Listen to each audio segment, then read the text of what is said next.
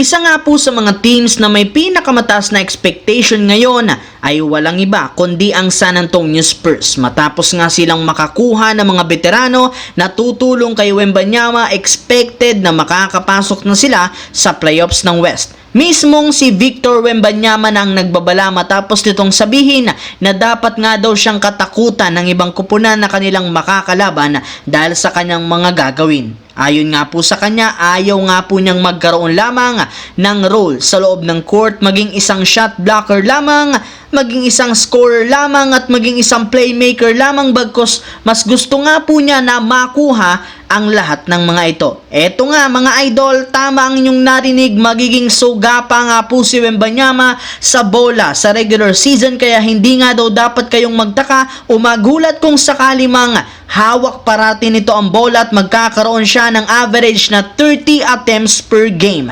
Pero kung ito rin naman ang magpapapanalo sa Spurs, kailangan nga po nilang tanggapin ngayon pa lang. Bago yan, ang videong ito ay hatid sa inyo ng 1xBet. Suportahan at manalo sa inyong paboritong kupunan sa NBA, PBA, MPBL at iba pang sporting events. Maaaring makakuha up to 12,000 cash bonus sa inyong first deposit gamit ang aking promo code. Pag tama prediction mo, panalo ka. Simple lang, pindutin lamang ang link sa comment section at mag-register gamit ang inyong GCash account para makapag-cash in at cash out. Isang paalala, tumaya ng responsable. Samantala, 4 na araw bago ang regular season, nagsisitanggalan na nga po ang mga teams. Kaya mas dumadami na naman ang mga malalaro ngayon na available sa market. At sa parte ng Los Angeles Lakers, una nga po nilang tinanggal sa lineup sina Kyler Kelly at Jordan Goodwin.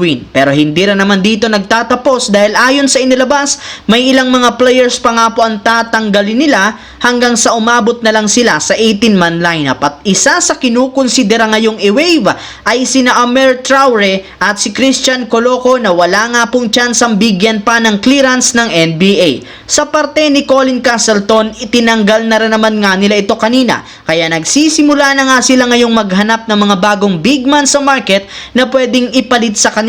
At ayon sa isang source, isa nga po sa tinututukan nila ngayon ay ang 7'5" center na si Jamarion Sharp na iniwave nga po ng Dallas Mavericks. As of today, opisyal na nga po nilang pinaperma si Quincy Olivari ng 2-way contract at malaki ang tsansang sumunod na dito ang 7'5" center na si Jamarion Sharp. Sa kabilang banda, sa kabila nga po ng pagdududa ng mga fans at analysts sa height at depensa ng Asian superstar na si Yuki Kawamura, pinatunayan para naman itong deserve niya na makakuha ng kontrata sa NBA gamit ang kanyang talento. Sa tuwing merong laro ang Memphis, hindi nawawalan ito ng highlights play at nakakamanghang assist. Kaya dahil dyan, isa nga siya sa mga itinuturing na fan favorite ngayon.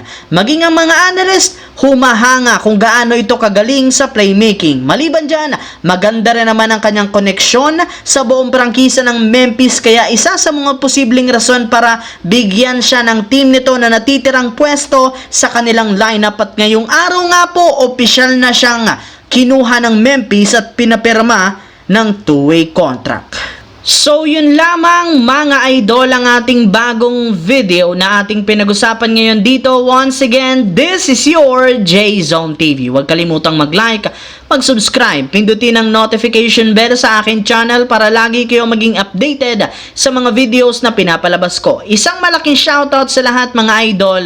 Maraming salamat po.